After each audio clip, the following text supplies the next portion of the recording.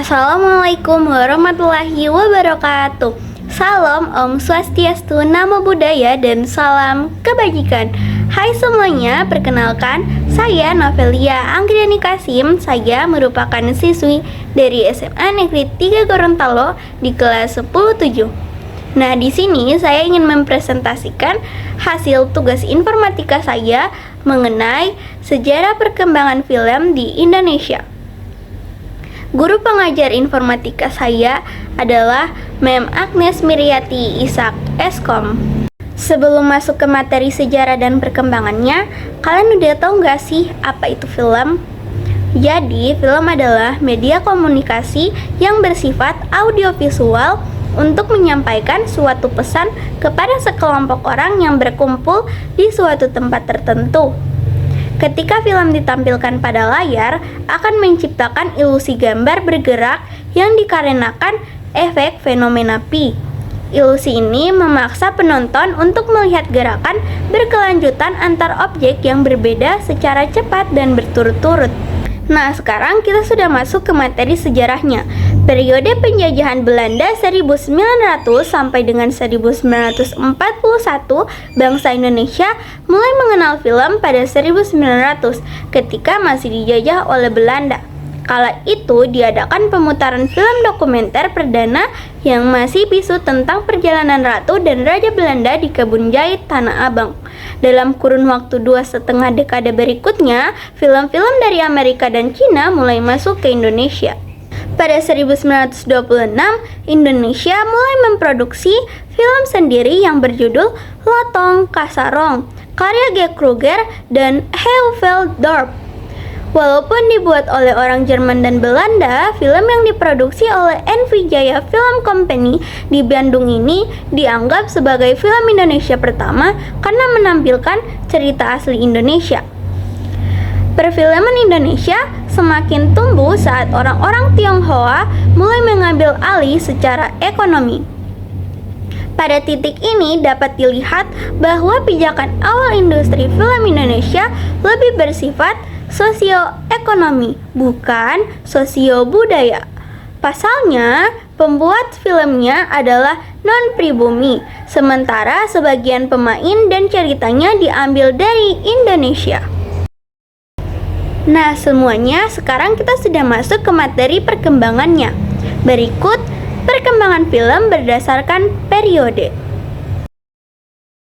Yang pertama, ada periode penjajahan Jepang dari 1942 sampai dengan 1945. Di era pemerintahan Jepang, terjadi pemasukan luar biasa terhadap perfilman Indonesia. Pasalnya, produksi film yang diperbolehkan hanyalah film propaganda yang mengagungkan kehebatan Jepang, sedangkan semua film asing dilarang masuk ke Indonesia. Pada periode ini, masyarakat hanya dapat menonton film produksi Jepang dan film Indonesia yang sudah ada. Periode 1945 sampai dengan 1949. Pada awal kemerdekaan, perusahaan Pacific Corporation milik Belanda diubah menjadi Pusat Perfilman Nasional (PFN) bersamaan dengan hadirnya Persatuan Artis Film Indonesia (PARFI). Sayangnya, perkembangan ini tidak didukung regulasi yang kondusif untuk memacu pertumbuhan perfilman Indonesia. Akibatnya, kompetisi menjadi tidak seimbang karena film asing membanjiri Indonesia, sementara produksi sendiri belum kuat. Periode 1950 sampai dengan 1959. Pada periode ini, perfilman Indonesia diwarnai karya pekerja film yang sebagian berasal dari tenaga terpelajar dan tergabung dalam organisasi seniman film. Pada 30 Maret 1950, Usmar Ismail mendirikan perusahaan film nasional Indonesia, Perfini, dan produksi pertamanya adalah film Darah dan Doa. Tanggal 30 Maret kemudian diperingati setiap tahunnya sebagai Hari Film Nasional. Film Darah dan Doa karya Usmar Ismail adalah film pertama yang benar-benar disutradarai oleh orang Indonesia dan diproduksi oleh perusahaan milik sendiri. Pada 23 April 1951, Perseroan Artis Republik Indonesia Persari yang dipimpin oleh Jamaluddin Malik resmi berdiri sebagai tempat bernaung artis film dan sandiwara. Produksi film dalam negeri meningkat dan puncaknya pada 1955 dengan 59 judul film. Pada 1955 terbentuklah Gabungan Pengusaha Bioskop Seluruh Indonesia (GPBSI) dan Persatuan Pers Film Indonesia (Perpeni) yang menunjukkan kesadaran akan pentingnya promosi film. Masih di tahun yang sama, Festival Film Indonesia (FFI) pertama kali diselenggarakan. Pada 1959, film India mulai masuk ke Indonesia dan langsung disukai oleh masyarakat. Periode 1960 sampai dengan 1969.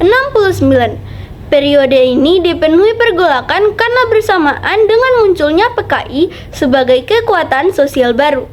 Selain itu, terdapat aksi keras seperti pemboikotan terhadap film-film yang disinyalir menjadi agen imperialisme Amerika.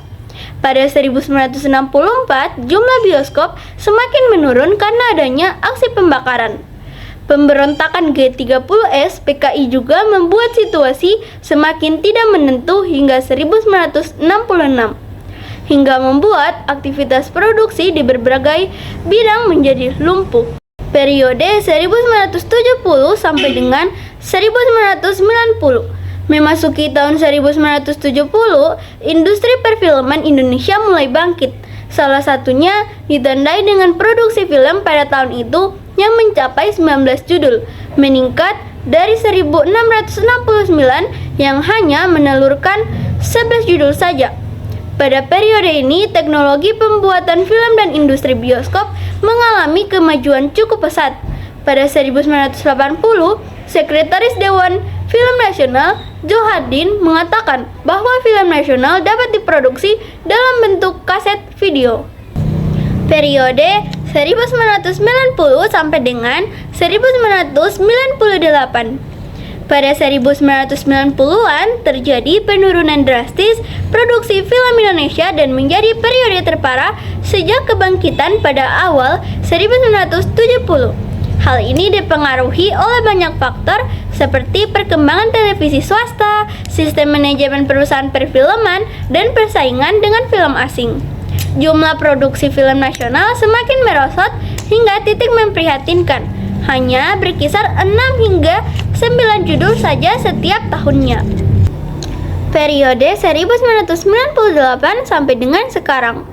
Pada 1998, perfilman nasional mulai bangkit kembali. Salah satunya ditunjukkan dengan adanya pertumbuhan dalam jumlah produksi. Film-film seperti Kul Desak tahun 1998, Petualangan Sherina tahun 2000, dan Ada Apa Dengan Cinta tahun 2002 seperti gambar di samping ini juga sukses di pasaran. Pada 2008, film Indonesia mampu menguasai sebagian besar layar bioskop di tanah air. Sejak saat itu, generasi perfilman yang semula didominasi oleh sutradara senior kemudian perlahan digantikan generasi baru seperti Riri Riza, Rudi Sudjarwo, hingga Nia Dinata. Pada awal 2022, industri film nasional mampu mencapai pertumbuhan tertinggi dalam sejarahnya. Nah, kita sudah selesai membahas apa itu sejarah dan perkembangannya film. Sekarang kita sudah masuk di bagian kesimpulan. Kesimpulannya adalah film merupakan suatu gabungan dari shoot, scene, sequence, dan cerita dalam film itu sendiri yang saling berkaitan juga berhubungan antara satu sama lainnya hingga menjadi cerita yang utuh dan menjadi suatu sajian tontonan bagi khalayak. Untuk materi sejarah dan perkembangan filmnya sudah selesai, hanya itu saja yang bisa saya sampaikan. Sekian dari saya, lebih dan kurangnya mohon maaf. Wabillahi taufiq wal hidayah. Wassalamualaikum warahmatullahi wabarakatuh. Terima kasih.